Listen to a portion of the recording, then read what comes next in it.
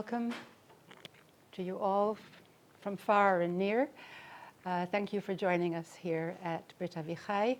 We're happy to see you and to be seen by those who I can't see. We are going to be talking about seeing as it happens. We're going to be talking about vision and its opportunities and its limitations. Last week's Parsha ended on an unforgettable moment where Moshe disappears up the mountain. At the end of that whole Parsha that had to do with law, he goes up towards God on his throne in the heights of heights, in the ultimate heights, and the people crane their necks to look after him. Umar'eh kvod Hashem ke'esh ochelet le'enei b'nei Yisrael. And the vision of the glory of God appeared like a burning fire before the eyes of the children of Israel. That is, we are seeing Moshe disappearing into the cloud at the top of the mountain through the eyes of the people at the base of the mountain. Le'enei b'nei Yisrael. We're interested in eyes and vision. And what they are seeing, actually, is Moshe disappearing into the cloud and a burning fire, a consuming fire. Now, this is not the first time we've heard about consuming fires, right? If you remember the burning bush, right? That was a consuming fire too, right? We say boer ve'eno ukal, right? It burned. Now Moshe is disappearing up there where there is consuming fire and cloud. In other words, mystery, danger, the delight of being with God, and the danger that seems to surround it. And that's the people's last sight of him. And then they are left in his absence. They are left without him. And at this point, we change point of view in order to come into this week's Parsha, where we hear what God is saying to Moshe at the top of the mountain. Daber el b'nei Yisrael. He's giving Moshe instructions, very precise technical instructions, the shocking change of tone. Yeah. From consuming fires to a whole list of materials, gold, silver, copper, spices, woods, metals, all sorts of, I call this material shock. The shock suddenly of being confronted with a whole list of meaningless things, more and more things, a whole inventory of things. And it's only when we get to the 8th verse that we hear what the purpose of all those things is. Va'asu li mikdash v'shachanti b'tochem. That's the great poetic pasuk. By poetic, by now I think perhaps we're beginning to understand that poetic has something to do with having multiple potentials. You can do a lot with this pasuk. This pasuk opens itself up in all kinds of directions. They shall make for me a holy place, a sanctuary, if you want to be technical about it, and I shall dwell in their midst. With all the possible, you can already perhaps feel some of the resonances of that. In their midst means that the holy place will be in their midst. And I will dwell in it. Right. Technically, that's what it means. But if you have got an ear for other meanings, then you're already going to know that there's something about that b'tocham. I will live among them, in them. Not just in it, which is among them, but that in some way God is saying, I will live among Bnei Yisrael, in them. Not just among them, but inside them, in some sense. So there are possibilities here. And then there's all the instructions. All the instructions follow the technical instructions of what to do with all these materials.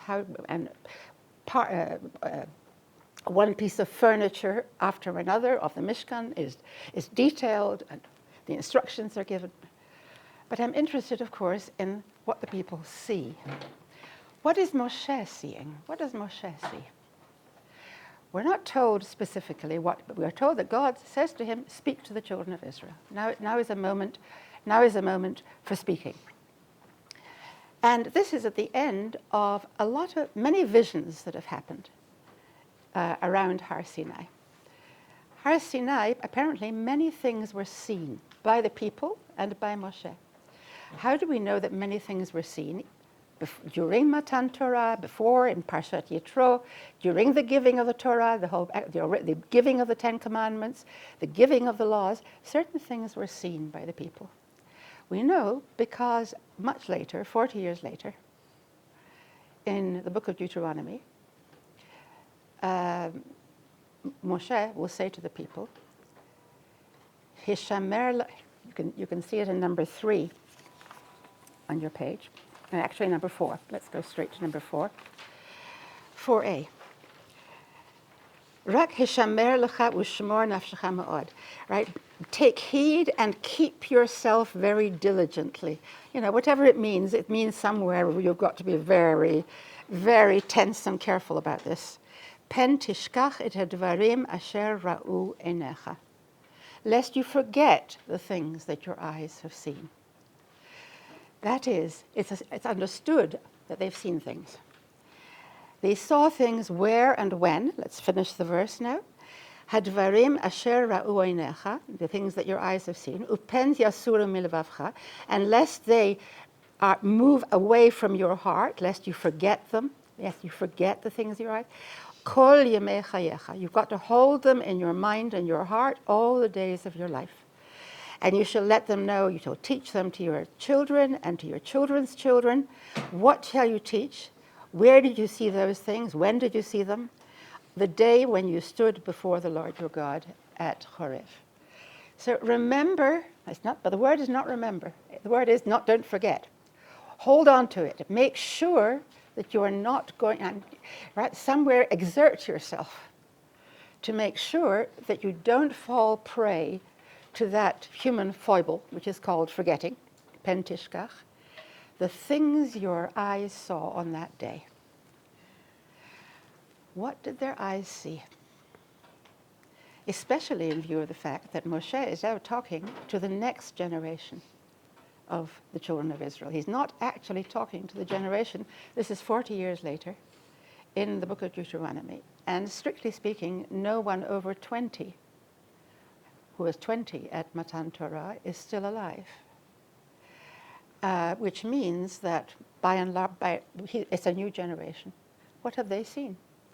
What are they supposed to remember? And that's where the Talmud comes in and extends the possibilities of seeing. Maybe it means more than we think. It's not purely visual. 4b. Anyone who teaches his son Torah, the text attributes it to him as if he himself personally had received Torah at Mount Horeb. As it says, you shall teach your children and your children's children. And then after that it says, the day that you stood. In other words, suddenly everything is turned upside down. According in this Talmudic gloss, this Talmudic way of looking at things.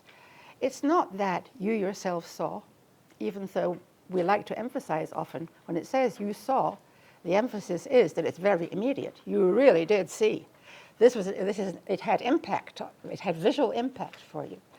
And yet the Talmud feels free to say all generations have the capacity to see themselves as if they were there at Sinai, to imagine themselves into the position where they saw things.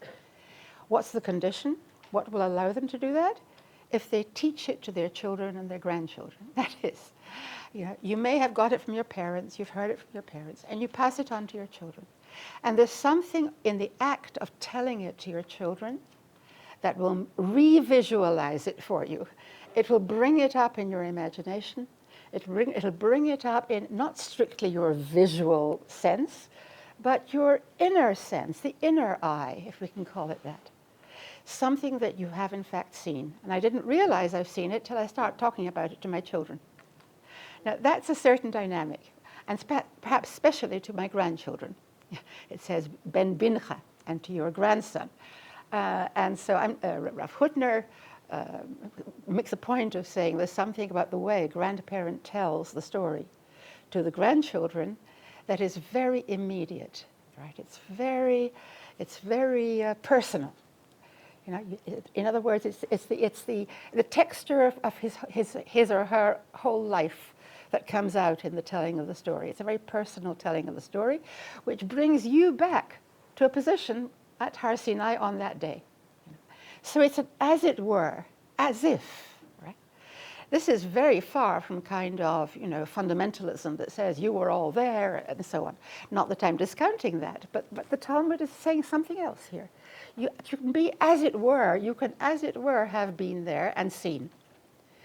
And there's a certain importance we attach. Well, the sense of sight is an extremely important sense. Among all the senses, one would have to argue very hard that any other sense is more important than sight. I'll put it carefully. Yeah. The sense of sight orients us in space. It gives us a feeling of a reality. If I can see something, then I know that I really exist. People who are blind, lo aleinu, lose some of that sense of my own real existence. And that is the problem. John Berger, who was an English art historian, essayist, novelist, man of many parts, said something that I like about the importance of seeing and of having seen something. I would like to have seen Rome. There are experiences I would like to have had. I would like still to see, because somewhere the idea here is that seeing affirms one's existence on the one hand, but on the other hand, it risks being lost. As soon as you can no longer see something, then you're in danger of losing it, if you take it purely on the physical level. And so what the seeing person who lays all his stock in seeing, in the sense of sight, runs the danger of disappearance, of things disappearing from memory, disappearing from the senses, disappearing from memory. You're living somewhere between this and that. It's a two-faced thing, Berger says. I can quote him. He says, to see and to have seen confirms one's existence, but risks being lost. The visible brings the world to us and also takes the world away from us. As soon as we can't see what we saw before, do we still have it? And do we still have what it did to us anymore? Do we still remember it? And there's a real anxiety about that, the things that your eyes have seen. So the idea somewhere would be to struggle to prevent disappearance. How we do that? By developing an inner eye, he says. And he talks then, uses this wonderful expression, he says, the visible, the experience of things that are visible, produces in us a faith in the invisible. Now, I hope this is somehow understandable. That is, it's highly paradoxical. The visible, the experience of the visible, gives us a real experience, which we hold on to as long as it's there. But when it disappears, the alternative to losing it entirely is developing some kind of faith, that it's just round the corner somewhere. It's invisible, nevertheless it's still there. If I can hold on to it with my inner eye, and in some sense, I have a kind of faith in the continued life of those who are no longer here. Now, I'm a little jittery about saying this. I'm saying a great deal here. But that's Berger, and Berger is not a man of faith, formally speaking. That's his way of talking about how we look at art. You don't always have to have the work of art in front of you. There's a certain faith that you have. You no longer have it in front of you, and you can't really see it anymore, and yet you hold on to something, what he calls a kind of faith for the continued life of what you've seen. But meantime, what are you to do with things that disappear? What are you to do with the fact that we can no longer see things at Sinai? The Talmud had one solution. Teach your children about it. Teach them about it, and then you will actually see yourselves, right? It's a kind of translation. Ramban. Have a look at Ramban in number 1 on your page. Ramban wants to ask a question about Matan Torah, about the giving of the Torah, and the building of the Mishkan. says, what's the connection between the two? And the scenario he gives us here is one in which, during the giving of the law, the 10 Commandments, God had given them commandments, and he'd given them a few more commandments in last week's Parsha. And these were kind of headings for the general category of commandments in the Torah. And then, having done what in later generations will be necessary in order to accept a ger, to accept a proselyte. That's how a proselyte finds his place among the people. By fulfilling a few of the commandments, by hearing about Torah, fulfilling a sample few of the commandments, and now he is Jewish. And he says the same thing happened to Bnei Yisrael at Har Sinai, that they had that experience of entering into the situation of commandments, of being commanded, and that changed their status.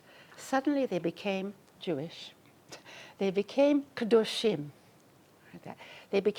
Something happened to them. They were sanctified. Their status was changed, not so much by the things they saw, but by the things they heard. They heard the commandments, and they fulfilled the commandments, and that's what created them now as a holy people, which is what God wanted from the beginning of the 10 Commandments before, where he says, you will be to me a holy nation and a kingdom of priests. They have now achieved that. And he puts it very flatly, V'harei heim kedoshim. It's very satisfying. Nothing fussy and metaphorical here. Everything is quite clear now. So now they are kedoshim. They are Am Kadosh, because they have declared themselves willing and entered into a covenant with God, into a relationship with God by keeping some of the commandments and being ready to keep others. And so they are fit to have a mikdash in the midst of them. Now, because they're holy, they are worthy of having in the heart of their camp a holy place where God will come and bring his presence. So the Ramban isn't interested in vision at all. He's interested in something a little more abstract. You can call it relationship. The status of the people vis-a-vis God. And in a way, it's a cut and dried situation. Once you've done certain technical things, you have made yourself worthy, and here you are now, and now you can have a mikdash in which God can live among you. And that's on that level that Ramban wants to approach the issue of the connection between the two parshiot, the last week and this week. The connection between God, the covenant. Let's have a look now at number 5. Move to number 3.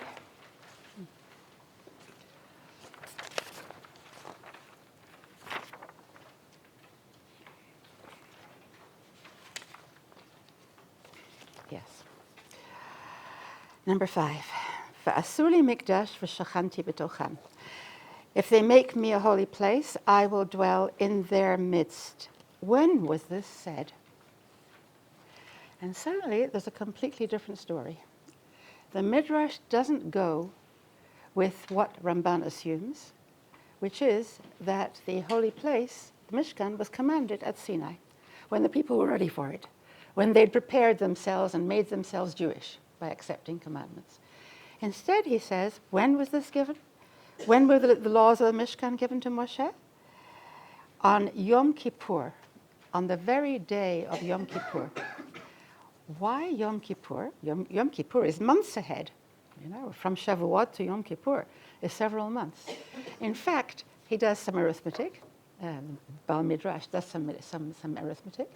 He says it's 3 times 40 days from the day in which they made the golden calf.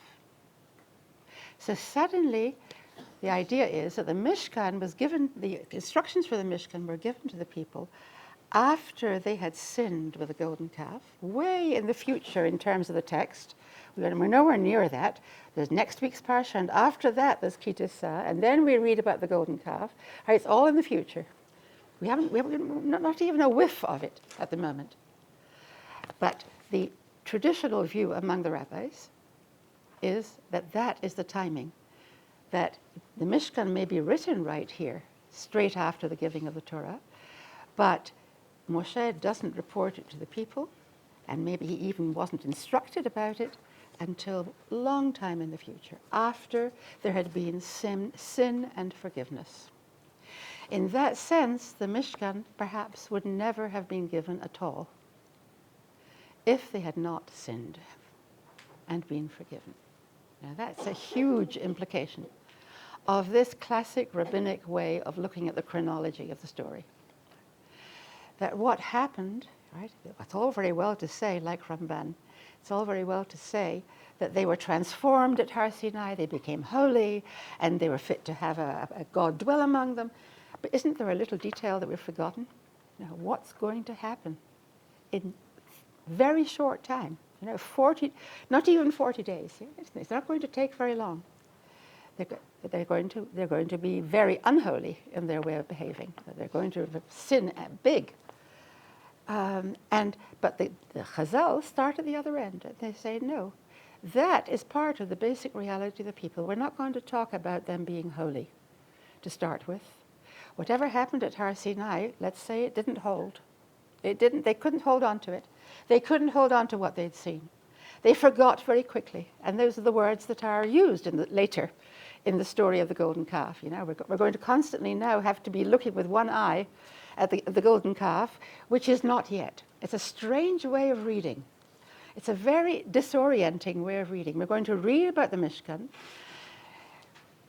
with the understanding that this is really all happening in the future. We have to imagine it now as happening after the golden calf, not before. Not right away at Har Sinai, but afterwards. Let's go on with the Midrash. God said, make me that mikdash. And then there is the 120 days are counted out till Yom Kippur, when it was atoned. The golden calf was atoned. And then God said, let them make me a holy place, and I'll dwell in their midst, in order that everybody should know that there really has been forgiveness. Okay.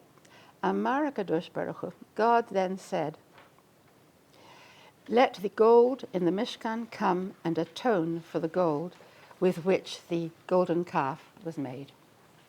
Two things are made of gold. One is the sin, and one is the atonement.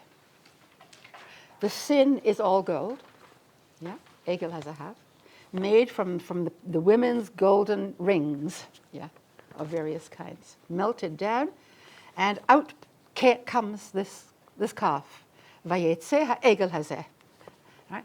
By some kind of animistic, some kind of strange magic. Out pops the alive and kicking golden calf. But the Mishkan is also made of gold. The significant parts of the Mishkan, which are in the heart of it, betoch, right at the center, in the Holy of Holies, are pure gold, beaten gold. Yeah, the cover of the ark and the Kruvim, the angels. Yeah, it's pure gold in there. One gold, God declares, shall come and atone for the other gold. And that becomes a very famous principle, a classic principle.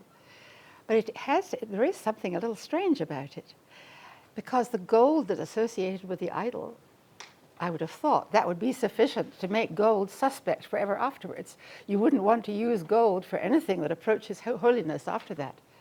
No, there's a different way of thinking here. It's a way of thinking, a kind of homeopathic way of thinking. You take what caused the problem, and the gold is understood, as we'll see, to have a lot to do. For instance, I'll say it now, Ramban says the gold in the Mishkan represents fire.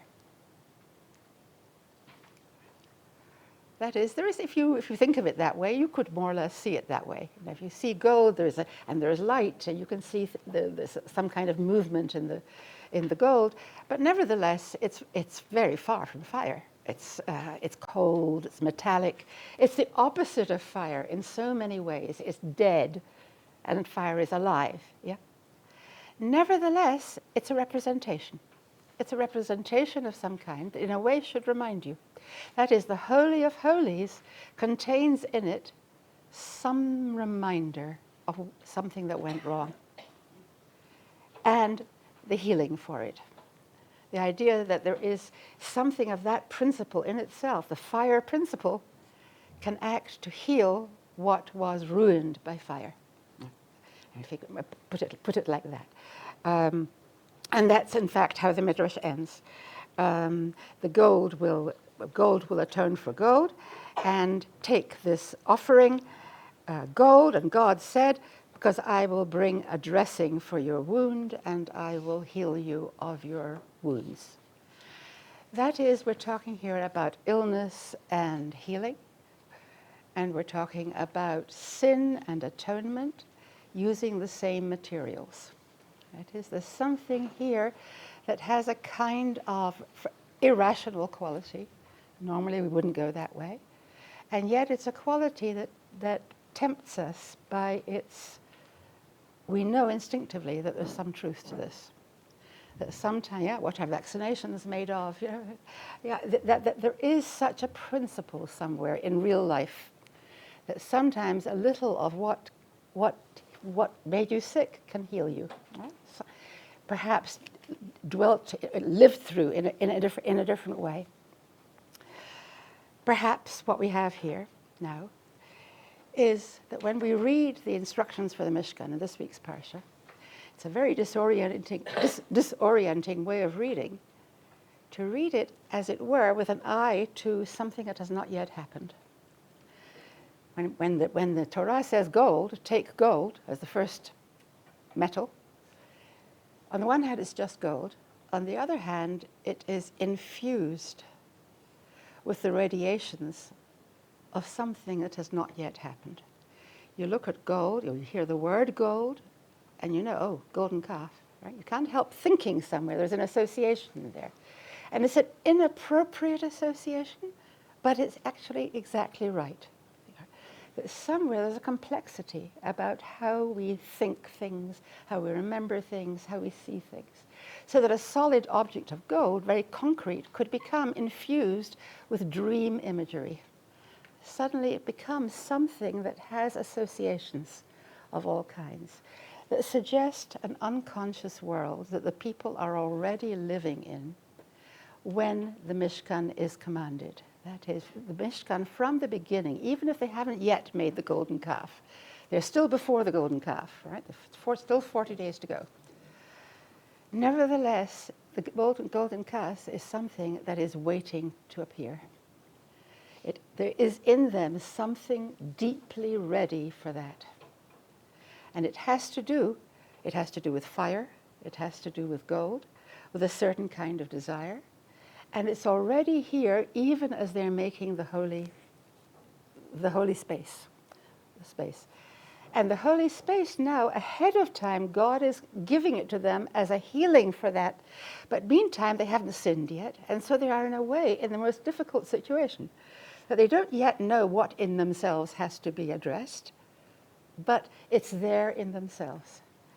That is, that we live somewhere in a world, let me put it in psychoanalytic terms, that we live in a world of all kinds of unconscious wishes and fantasies.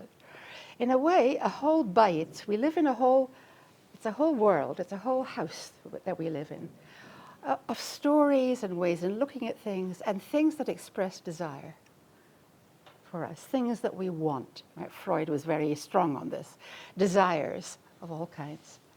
And as far as we know, it all makes sense. Right? It makes sense, but it's somewhat repressed. We don't really know what it is we desire.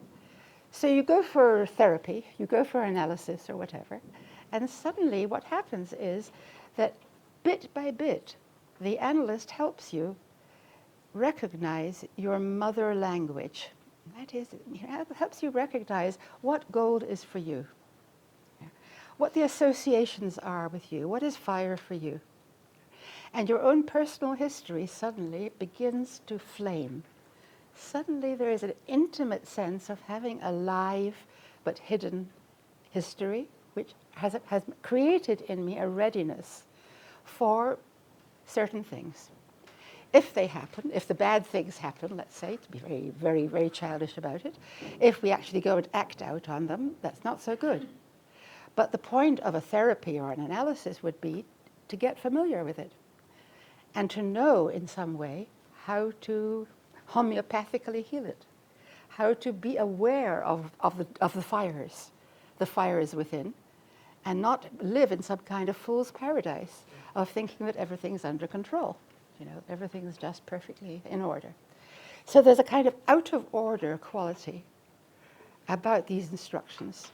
They should be perfectly technical, take gold, take silver, right? And instead, because we already know what's going to happen, right?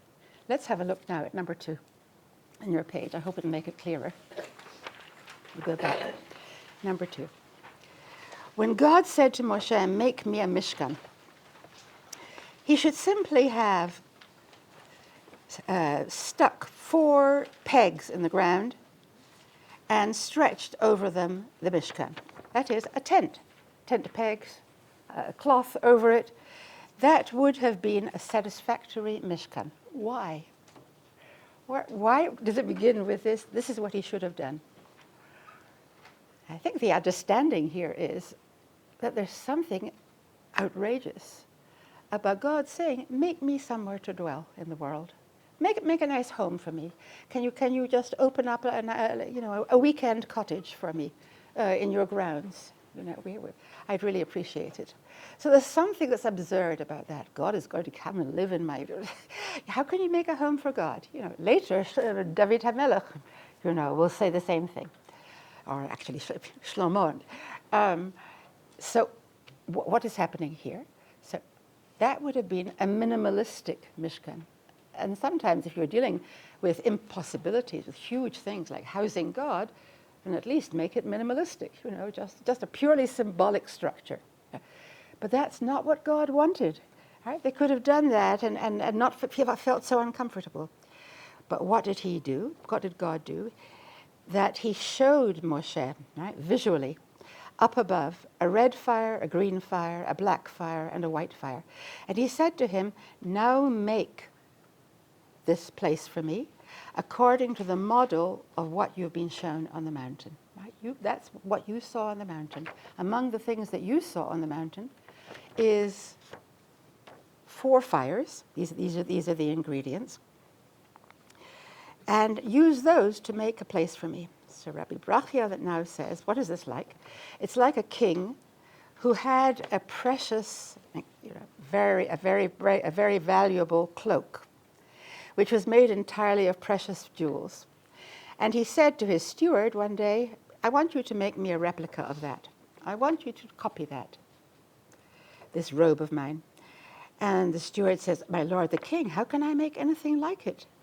I can't make anything like it because I don't have the ingredients. And then God answers, or the king answers, I remain in my glory and you have your ingredients. In other words, you're not going to compromise my glory by using the ingredients the materials that you have available in the world. I know you don't have fires and you can't build with fire. There is nothing you can do to achieve what fire is in my world, in God's real world. So God here makes a paradoxical promise, and he said, Moshe, so God said, how can I make anything like these? And God says, make it according to the model with blue thread and purple thread and red thread and all kinds of your materials. In other words, a kind of travesty of the original fires, things that are a bit colored, perhaps a bit like the fires, just representations. And then God said to Moshe, if you make what is above below, in other words, you've seen what's above the fires. Now you just make it down here using your materials. Then I will leave my holy court, my court up there, and I will come down and I will shrink my presence in among them down here. Now, the idea of tzimtzum, I will condense, I will fit myself into a small space. But here it's not the space. It's one thing to say that tzimtzum is God fitting into a small space. This is a much more powerful image. It's not a matter of how much space there is for me. That's really childish. But it's a matter of I don't have the materials that you've shown me as what is going on up there that you want down there. So I haven't got, I don't know how to begin to deal with these fires. These fires are living things.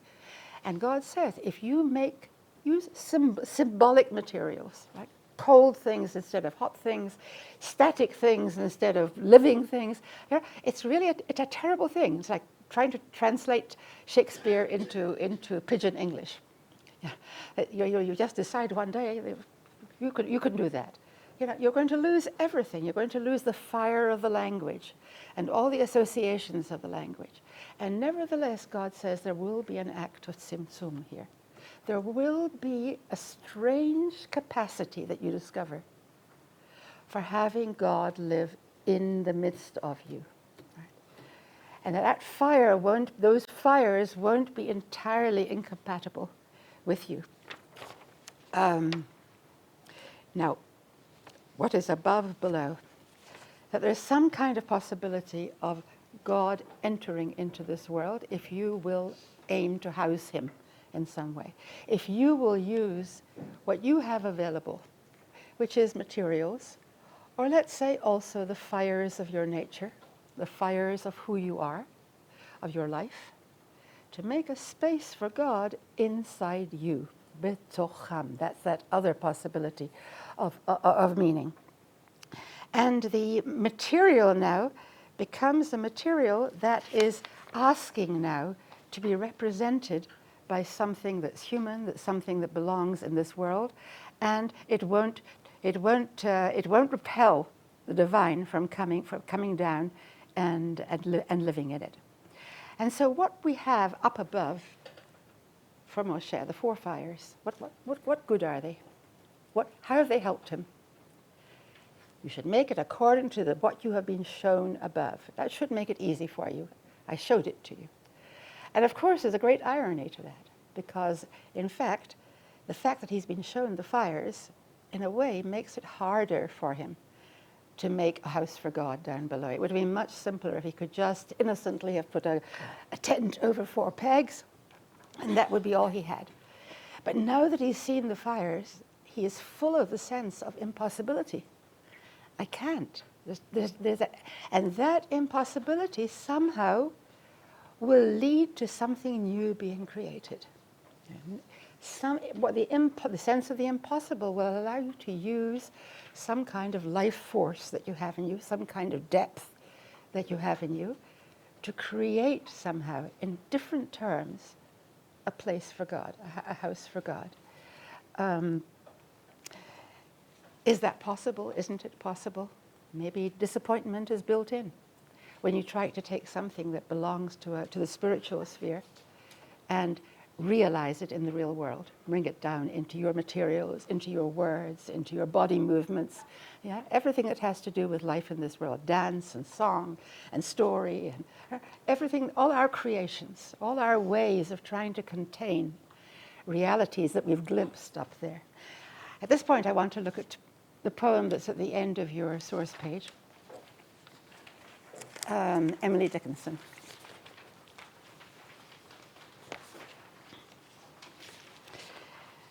I dwell in possibility. People on Zoom can follow the link in the chat and it should come up. Emily Dickinson. I dwell in possibility, a fairer house than prose, more numerous of windows, superior for doors, of chambers as the cedars, impregnable of eye, and for an everlasting roof, the gambrels of the sky, windows of the sky. Of visitors, the fairest, for occupation, this, the spreading wide my narrow hands to gather paradise. The spreading wide my narrow hands to gather paradise. Now, this is a poem about the impossible. Only it's impossible in terms of prose. And she says, I opt for, I dwell in, shachanti. I dwell in possibility. Possibility is making the impossible somehow possible. And what it means is that we're dealing with things that have to do with the largest and the widest of access to them, conduits to them, through windows, through doors, of chambers that are impregnable of eye, that you can't actually see with your real eye, and for an everlasting roof, a roof that's so lofty and lasts forever. And all these wide, look at these words that have these these long syllables, eye, sky, which rhymes with sky, and together paradise. Yeah. And there you have that sense of the large, the immense. And what do I have in order to? I can't grasp that for sure, but what I can do is with my narrow hands, right, something to gather in, right? And all I have then, and that makes the impossibility clear, this, the spreading wide my narrow hands. This is it's very, not a long syllable at all. The I there is very short. It means all I have is this, which is really almost nothing. But what it is a spreading wide of my hands. It's a kind of longing, it's a kind of yearning to grasp the impossible. And that is poetry for her. That's what she says is poetry. And I want to think about the Mishkan somewhere with this still ringing in our ears, that the Mishkan is a very real thing. On the other hand, it's an immaterial thing. That it's full, every object has its symbolism. The proportions have their symbolisms, how they are constructed. Moshe has great trouble in putting together the Mishkan. And many Midrashim emphasize it. There's one that I didn't put on your page, but which you might, I think, is worth thinking about. When God told him to make the menorah, which is, of course, not only to be made out of fire, it's made of gold, out of fire, but it also, its function is fire. Its function is to raise lights on it. Yeah. Moshe had great difficulty, even though God showed him in his presence how to make it. Re'eh va'aseh, God says to Moshe. Right? It sounds very simple. Just look and do it. Watch me. You know, and God models in front of him. This is how you do it, like you do with a student who's not, not all that quick, to get it. Who's a little. So you show him stage by stage. Look, this is what I'm doing. And then the Midrash says magnificently, "Ve'af al pi ken nitkasha." Nevertheless, he had trouble. He couldn't do it.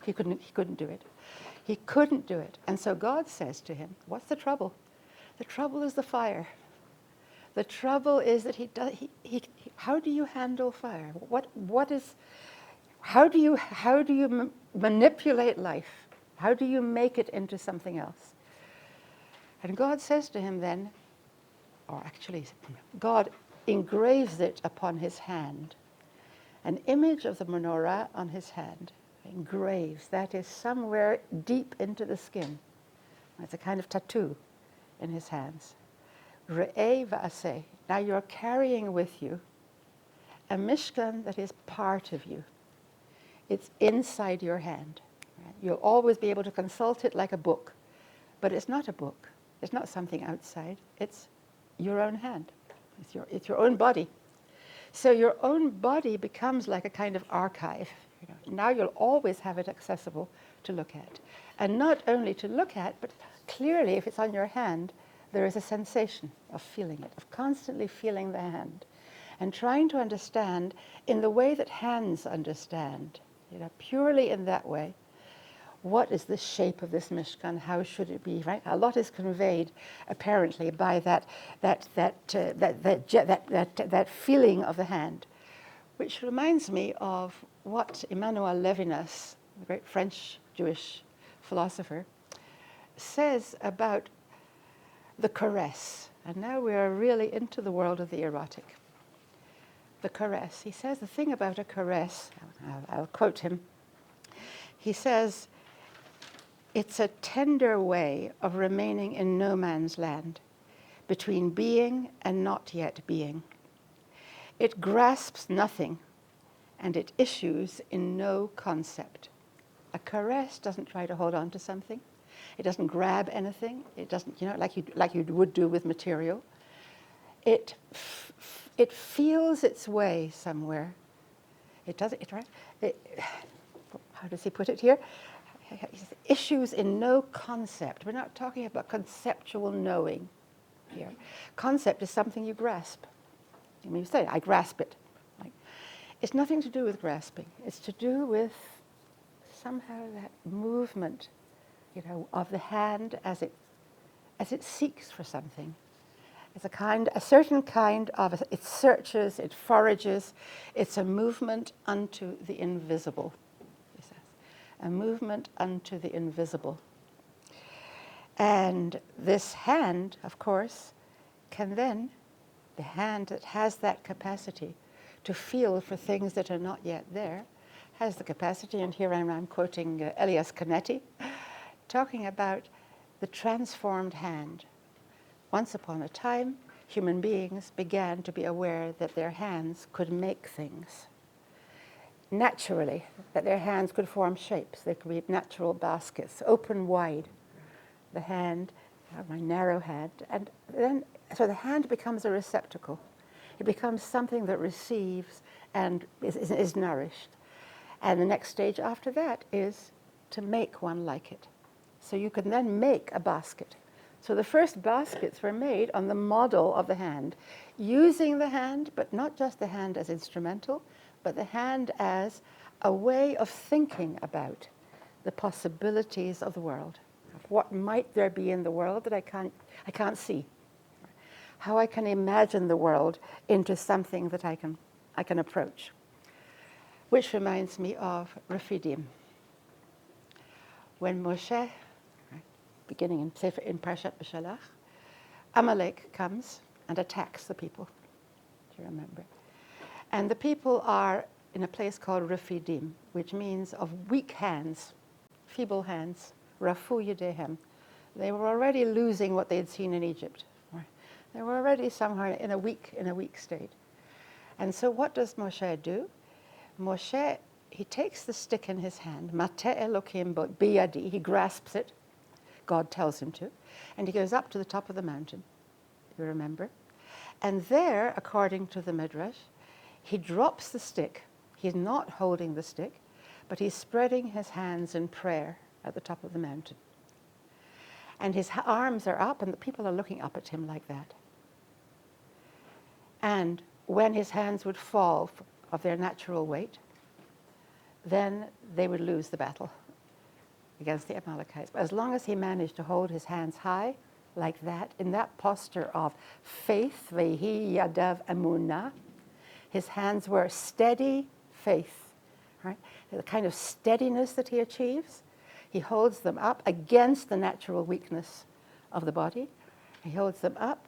Then somehow that goes straight to the people's hearts, through to their eyes, to their hearts, and they imitate him.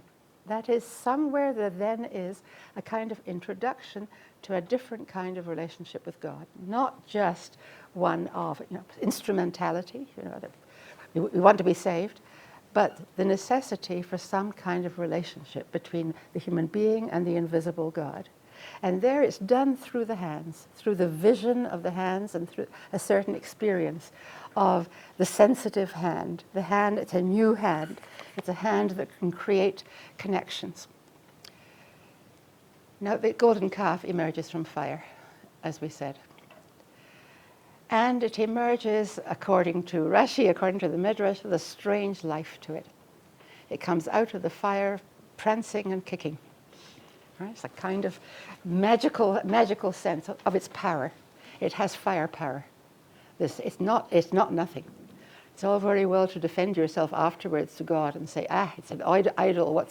What importance is it? It's just an object. Not true. The idol is alive. It's alive with all the hidden desires.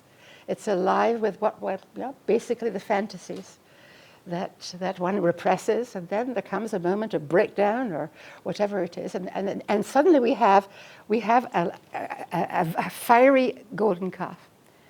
And in the heart of the Mishkan also, there are all these objects made of gold, right? That's the cherubs, for instance, the Cherubim, the two angels on either end of the ark, on the kaporet, or the gold cover of the ark. They are made of solid gold. An object of worship in the middle of the Mishkan. That's the obvious, the obvious heretical thought. It's why do we make at the heart of the Mishkan something that recalls, the worship for gold, the worship of fire, however we want to think of that. We're in very dangerous territory. So one of the commentaries, the Chizkuni, points out, and I think it's a very interesting idea, that no one ever saw these cherubs. Only Moshe, one day in the year, Yom Kippur, surrounded by clouds of incense, so that he couldn't really see. In other words, this is strictly invisible gold. This is gold fire that is not available to vision. Whatever it is, it's in the imagination as far as human beings are concerned. It's there, but where it really works is in what it looks like, rather than what it looks like. The imagination of what is going on up there at the heart of the mystery. You should make me a holy place. What is a holy place? A mikdash? And Rashi says it's a bayit, a beit kedusha lishmi. It's a house of holiness in my honor, but a bayit. What is a mikdash? Siftei Chachamim says this. I've always liked this little comment. He says, when you say a holy thing, mikdash, it's an object of some kind. It could be a solid object. But no, it's a thing that has a toch in it. It says, betocham, I will dwell in the midst of them. It has to have a midst. That is, like a house. A house has space, inner space. That's what a house is. A house is not an object. You look at it from the outside and you think, oh, beautiful house. A house, in its inner, intimate sense, is what's going on inside. And that's not things, but verbs. Every room has its function. Every room is there to do something. There's the bedroom, and there's the dining room, and these are places. There's a space that's available for life, which is not an object. There's something else we're talking. We're talking about fire as a living material, and the space and emptiness there that has to be there. There has to be. The Kotzker once said that we asked the question, where is the place of his glory? Ayeh makom kvodo. Where is the place of God's glory? And his answer, which is really very wide open, is wherever you will allow him in. In other words, wherever there's a space. Don't look out there for it. It's in your inner space, if you can make space, if there's a space available.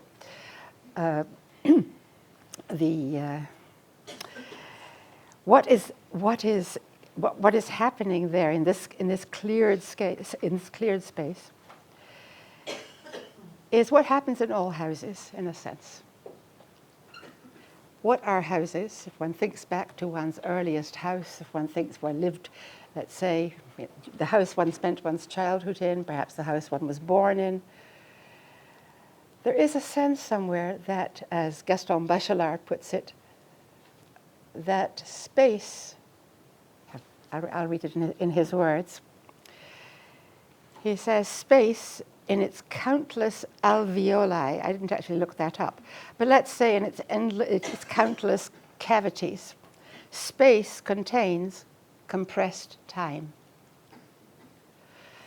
Every little nook and cranny in the house is full of memories for me. Many things happened here, beside this bit of this wall, in this cupboard. The house is a big nest, which is full of history. It's full of my past history. It's full of my hidden history of desires, of yearnings, of childhood dreams, reveries. And therefore a house is something, Bachelard says, that should be read. That we should read a house. That a house is something to be understood, not just in terms of its obvious functions, but in terms of its associations, its very personal associations, its intimacy. What it means is it's the place where I was most intimate with myself as a child. And I was constantly escaping into some place to read books, or actually, as he says, reading a book. What is reading a book then? It's actually when you raise your eyes from the book and don't read. You know, those moments of reverie where the book suddenly gets things going in front of you, in your mind, and you look up, and that's when you're really reading. You're reading when you're taking Hadvarim asher ra'u einecha, the thing, what it does to you, what it makes you think of. And somewhere that intimate history of a human being, he says, which psychoanalysis tries to analyze, Bachelard says you'd be well advised to focus on a house in thinking of these things, the house that was home, the house that carries all these impressions and memories. And so what we have here then is the need to read the house. Have a look at the Orach Chaim. What goes on in that interior space?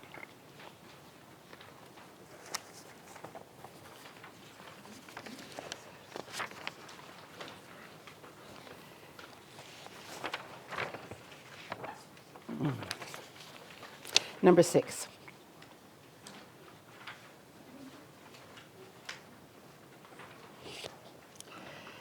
V'shachanti b'tochem. It doesn't say, I will dwell in its midst, but in their midst. Okay.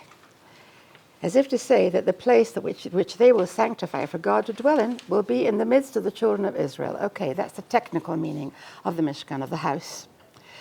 Sheyakifu ha-mishkan b'daled regalim. That they will surround the Mishkan with their 4 flags. That is the 4 directions of the people, each direction, north, south, east, and west. 3 tribes on each side with all their flags, their insignia. So you have kind of the symbolic representations of the whole people surrounding the Mishkan. That's what we're talking about here to start with anyway, a kind of internal architecture.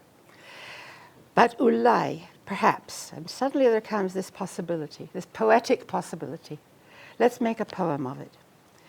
Dvarim elu heim tshuva. When God asked them to build this space for him, perhaps that was a response to a deep desire that the people had. Not a commandment that came out of the blue and said, this is what I want, a place to live, but rather something that God knows that they want, that human beings want. It's their desire that God is responding to. What is the desire of Israel? And here he refers to a midrash that said that when Bnei Israel were given the Torah at Har Sinai, they saw on the mountain hosts of angels surrounding, with their flags, surrounding God. They saw God at the center of hosts of angels. That was a vision that they had during Matan Torah. Right? They had a kind of supernal vision of what's going on up there, in that out-of-reach world. But they don't want it to be out of reach. In a way, they have a very true instinct. And they say, but we don't want to lose that. And so they want it to be the same in my midst. I want that to be in the middle of us, let's say as a nation, that would be the more concrete meaning, and also in the midst of each individual. That is, that each individual should have that sense of being makif God. It's somewhere holding God at the center. Right? Not having God surround us, which would be a kind of, that's the basic, let's say, childlike wish. That you want to be protected by God, you want the divine surrounds you and holds you. Makif, hakafot. But instead, I will be the environment of God. I will provide the space in which he can be. Now that is a feminine image. It's a maternal image, right? It's an erotic image, just in case you hadn't noticed. And it seems to represent a kind of mature religious wish. Not just the wish for protection, but on the contrary, in some way, the wish to hold at the otherness at the center, to become meaningful by holding something that doesn't quite belong here and yet does belong here. You know, that kind of combination. Something invisible, essentially. Kin b'tocham. That's what they thoroughly desired. Chashku ahava.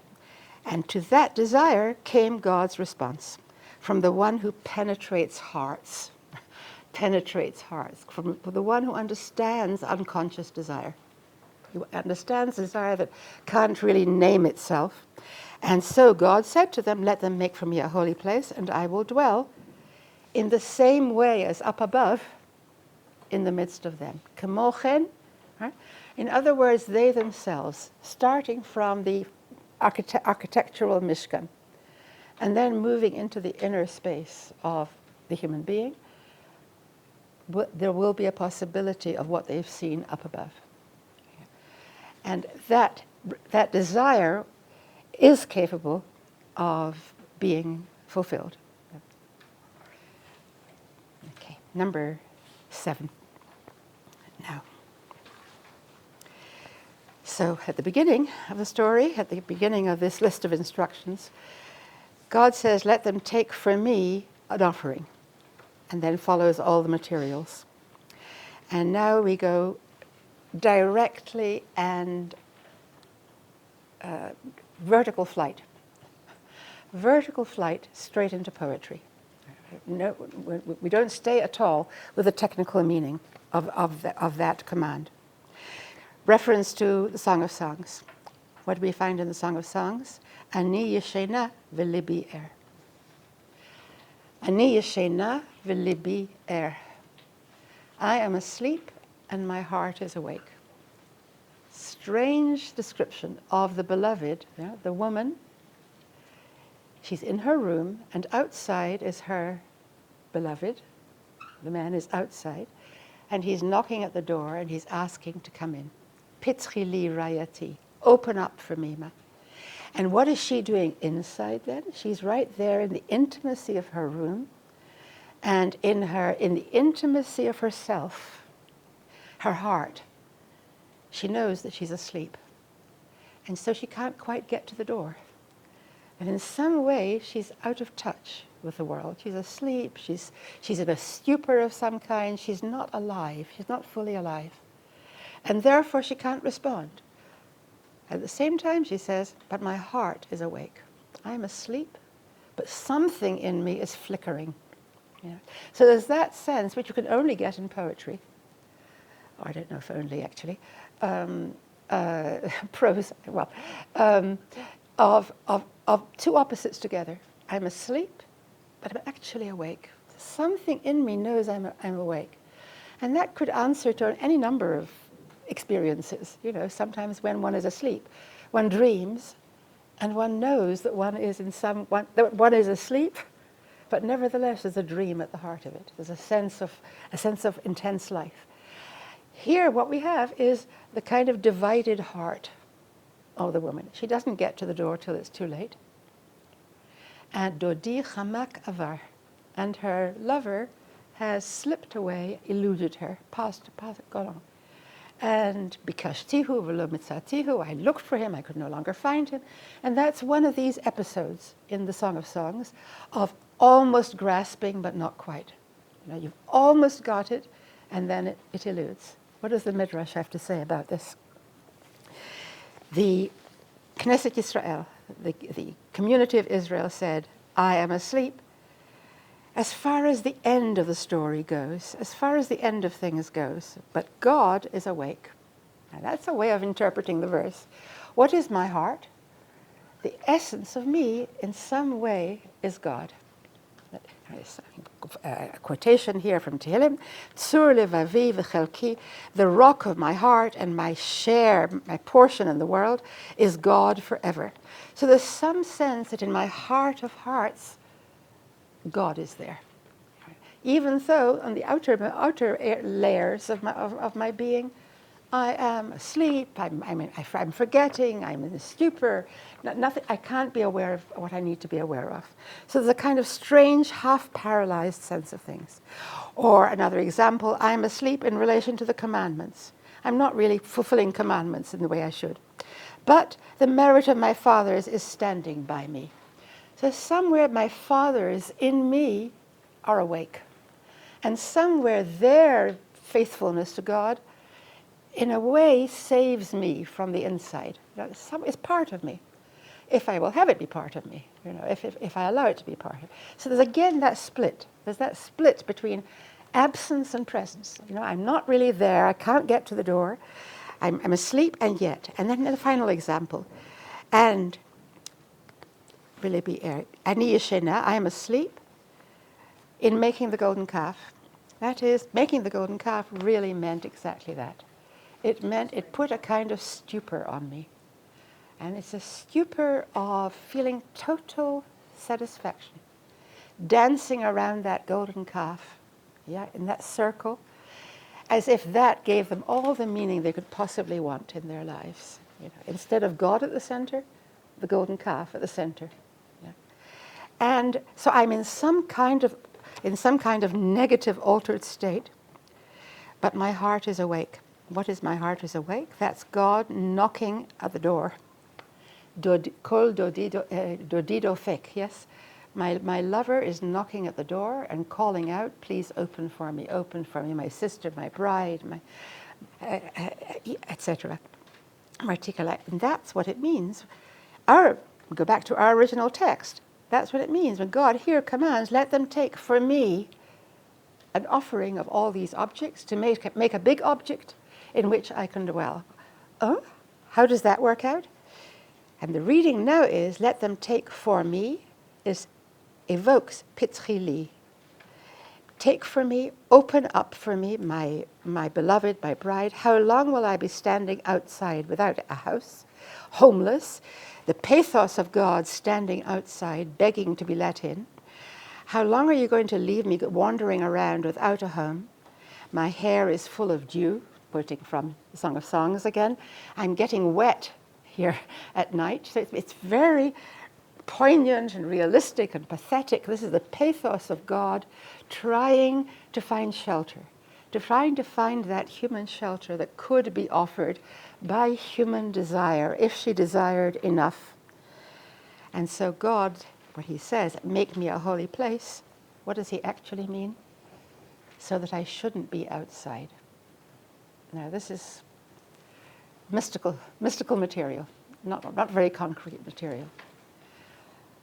The basic idea is, Midrashic reading, they should let them take for me this offering, is read v'yikhu oti. I'm asking for the offering, but when you when you take the offering and give it to me, I want you to take me.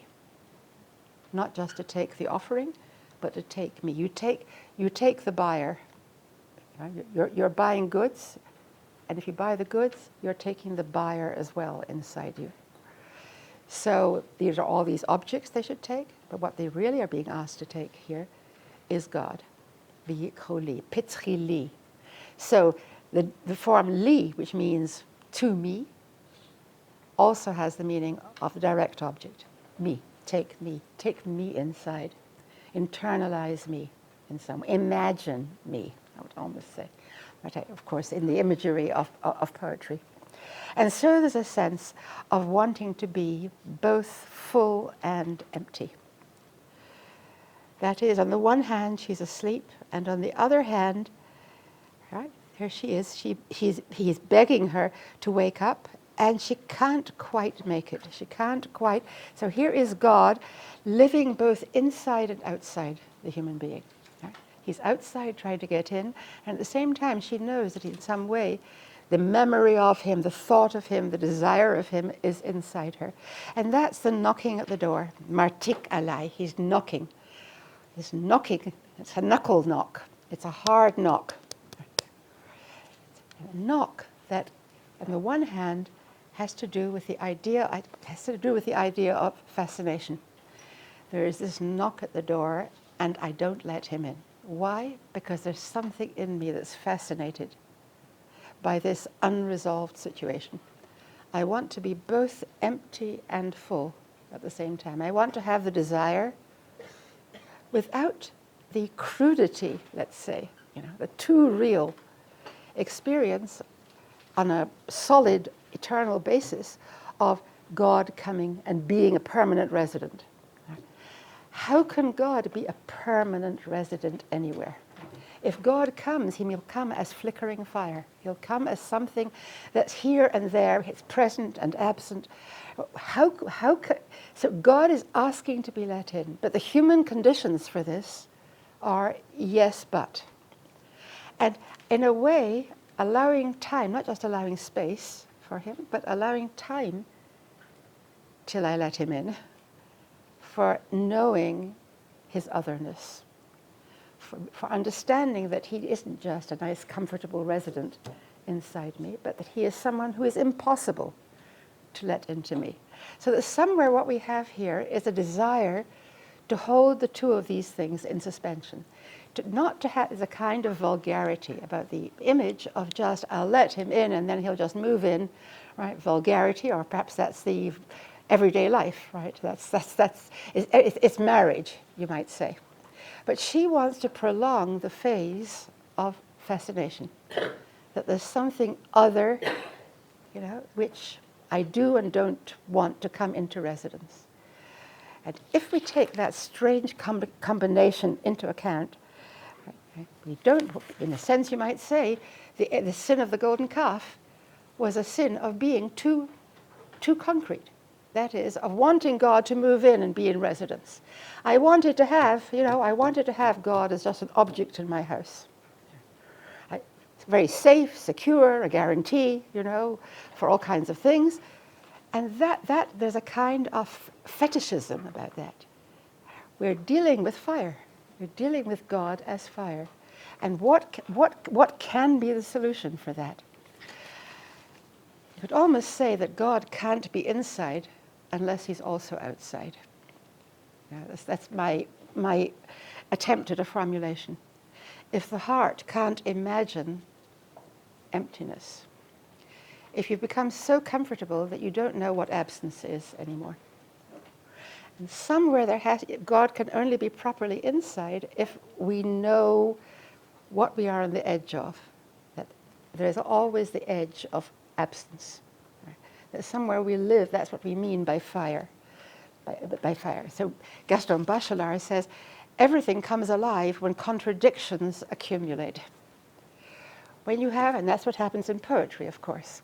And he gives a wonderful example. He says, we feel warm because it is cold out of doors. What makes us feel nice and warm inside? When it's the opposite out of doors. When there's a snowy day, he says, when it's a snowy day and the blanket of winter is covering the ground, and you have heavy drapes going down to the floor in the house, and that's when you feel mukaf, right? You feel surrounded, encompassed, and you feel the intimacy of the inside. You feel the warmth and the intimacy of the inside. And there is that sense of needing to remain in contact with what is the opposite. Right? The opposite to which one can easily just become blasé, where there can be a kind of inertia. That somewhere that sense of remaining on an edge of life, a vital sense, a vibration of life. For Bachelard, this is essential. The cold and the warmth and the strange relations between them. For the Rogashover, on Yom Kippur, when he saw people clopping al-chet, and he saw someone was being particularly manic about it, really trying to get to his heart. And the Rogashover went over to him and he said to him, don't work so hard, there's no one home. Now, it's a kind of cruel thing to say. It means if you are so desperate here, If you are so desperate to, get in touch with your heart, it means that in some way your heart, your subjectivity is not working. You are not, right? You are not really providing the space. In some way, it's a kind of fetishism. You want to resolve any sense of indecision and of things being vague. So you want things to be decided. There's no one home, meaning in order to have someone home, there has to be a yearning. Someone home would be a yearning, would be a desire. If there is nothing of that, and of course we find that in many aspects of life, that eros is the opposite of inertia. Eros is the flickering of desire. It's the constant sense that there's something I want, and I don't have everything. Now, somewhere between the two places, there is a space, and there is perhaps a time, and there is a sense perhaps of a transitional space, where an object can come to symbolize two opposite things. Right? The Mishkan can symbolize both presence and absence. That God is here in the Mishkan, but where is he? He's bein hakruvim. Where is God actually, if you ever were able to see it? If you ever got in there to find out, of course you don't, it's all in imagination. Then where would you find him? Where does Moshe speak to God? Right? God says, you, Moshe, I will meet you there. Where is there? That's in the Kodesh Kodashim, in that most intimate place. And there I will speak to you, v'dibarti itzcha mi bein hakruvim, from between the two cherubs. That is, the cherubs have their wings raised up high, prusot lemala, up to their head. They're yearning upwards, and they are turned, each one to the other, but each one also looking down at the Aron with the Torah in it, with the luchot in the Aron. That is, it's a kind of equivocal look. They're not staring at each other, but it's a glance. They're glancing at each other and glancing downwards. There's a kind of shyness about these cherubs. And if you look, I don't know if we have time to read it, but have a quick look at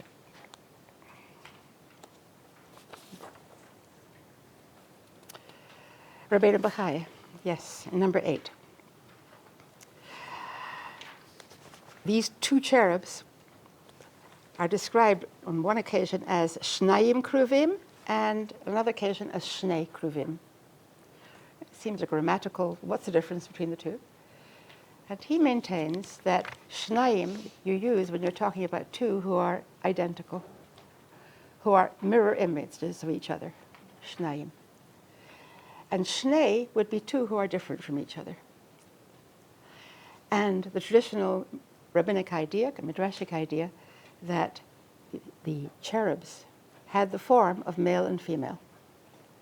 And so what you have enacted at the heart of the mystery, right, the inner space, right, what you have enacted there is an erotic situation which describes how much God loves Israel. On Yom Kippur, they would pull aside the parochet, the curtain, and people would have some kind of cloudy vision of the space between the cherubs. That is, the space of yearning, the space of desire, and of intermingled glances.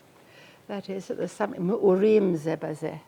There's a gaze of intense life from one to the other, and from that place, and down towards the Torah, and from that space between, right, a transitional space between the two who are different, and yet there are two of them. There are two of them, and they're both made of gold. There's something that's similar about them.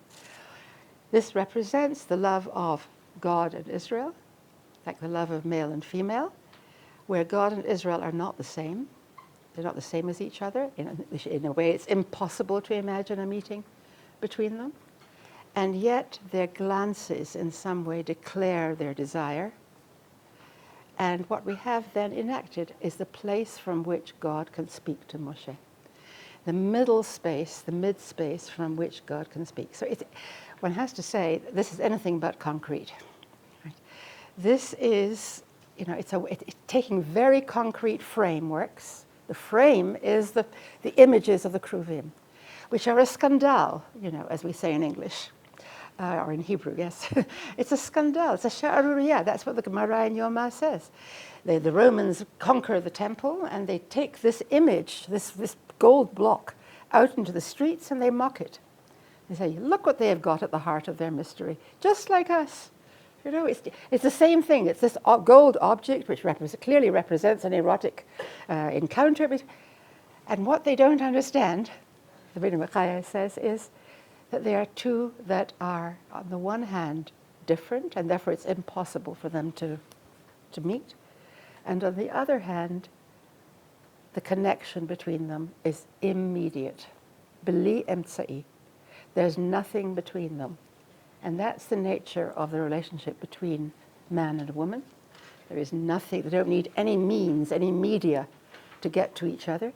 And certainly the erotic glance. The erotic glance is like that. It's a glance that penetrates. It's a glance that declares the yearning which is desire. And that is God and Israel. That's a kind of image for God and Israel. What does Hamlet say when he's angry at the world? You would pluck out the heart of my mystery. And yet there is much music, excellent voice in this little organ, yet cannot you make it speak. That is, you can't pluck out the heart of this mystery, which is, and everything here is happening around a mystery. Right? What is all this whole story of the Mishkan about? What is it around? What does it surround? A space between two who yearn, which becomes thick with that yearning, and there's no way of plucking it out because we're talking about music. Again, another way of getting away from the concrete is to use the image of music. We're talking about music, we're talking about poetry, we're talking about ways of expressing the inexpressible, possibility, rather than prose. And with this, I want to look with you briefly towards the end of your source page, number 9. Number 9. Now, this is the Torah itself, not a commentary.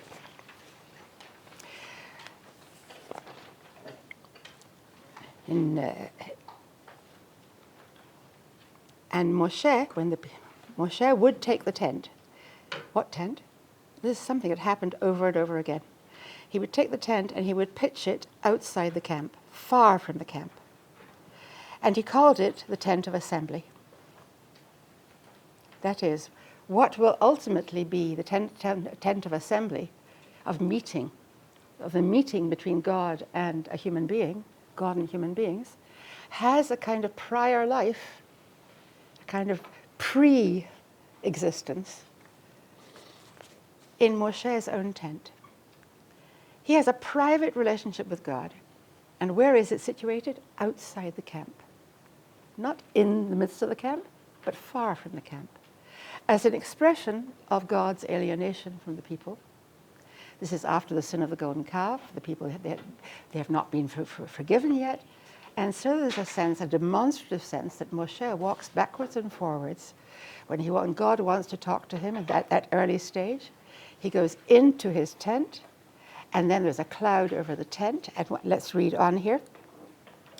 When Moshe went out to the tent, the whole people would rise up and stand at the entrance to their own tents, and they would look after Moshe with their eyes. Yes, they would follow him with their eyes until he went into the tent. So their eyes are lingering on him till he disappears. V'haya kevo Moshe ha'ohela, and it would be when he would enter into the tent, that he would come home into the tent, the pillar of cloud would descend, and it would stand there over the entrance to the tent. Just the repetitions, the hypnotic repetitions, the entrance to the tent. And then he would speak with Moshe. One would speak with Moshe. V'ra'a kol ha'am. The whole people saw that cloud, standing at the entrance to the tent, and the whole people would rise up and bow down, each one at the entrance to his own tent. And then God would speak to Moshe inside the tent, panim el panim, with utmost directness and intimacy. As a man talks to his friend, or that kind of intimacy, and then Moshe would return to the camp and Yehoshua would stay in the tent, looking after the tent. Now this is the text in the Torah, and it's redolent. All right, it's filled with yearning. We are told very briefly what was going on inside the tent. Right? What should go on in an Ohel Moed, in a tent of meeting, God meets a human being. Right? That's what will happen later too. But this is outside the camp. And we're now seeing this from the people's point of view. V'ra'u ha'am. People would go and stand at the entrances, whenever this happened, and they would watch Moshe in his transit from in among them to his own private tent, where he would have this intimate connection with God. And they would know it by imagination. That is, they can't see it, but they know that's what's happening. When the cloud is over, that's the indication, that's the sign. And there is an internal intimacy happening there. And they bow down. They come, or the whole people rise up, and they bow down at this point.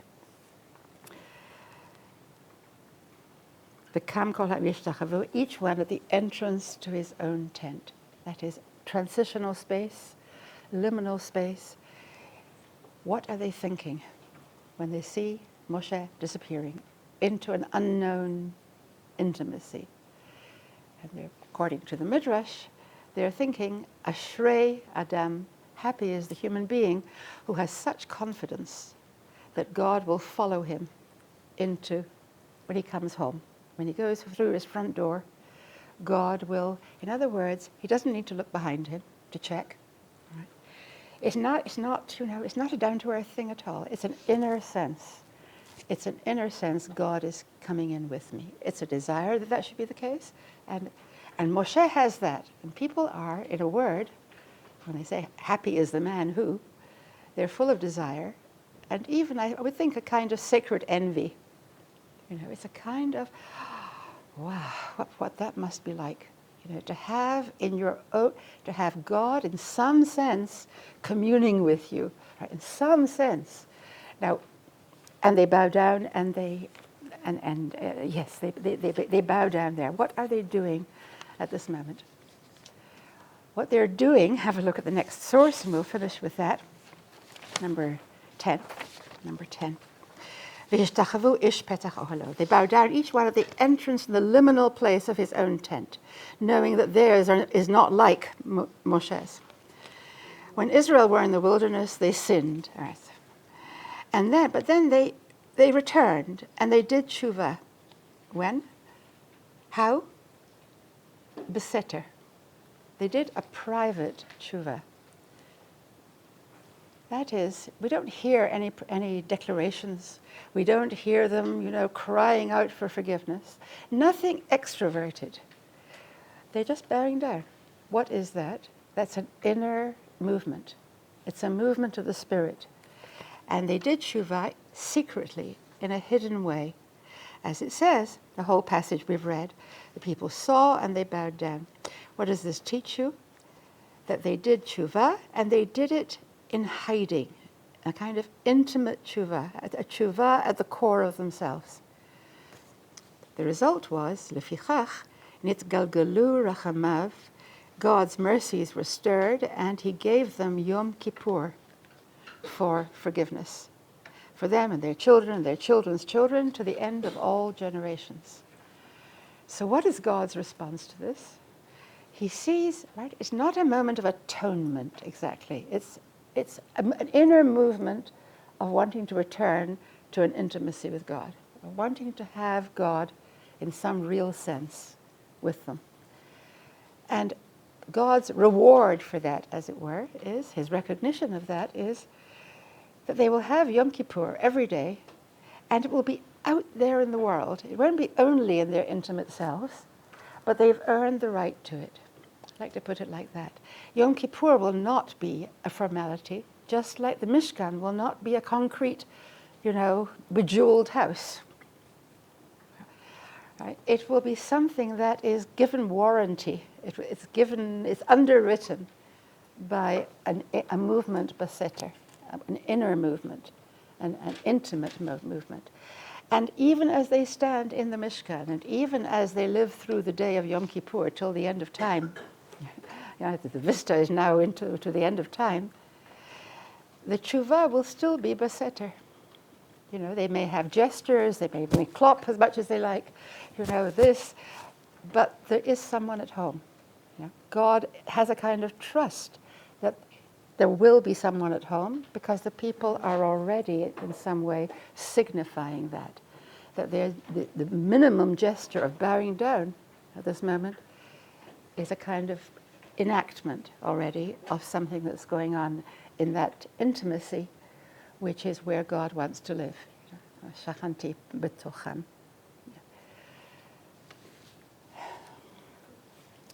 Thank you.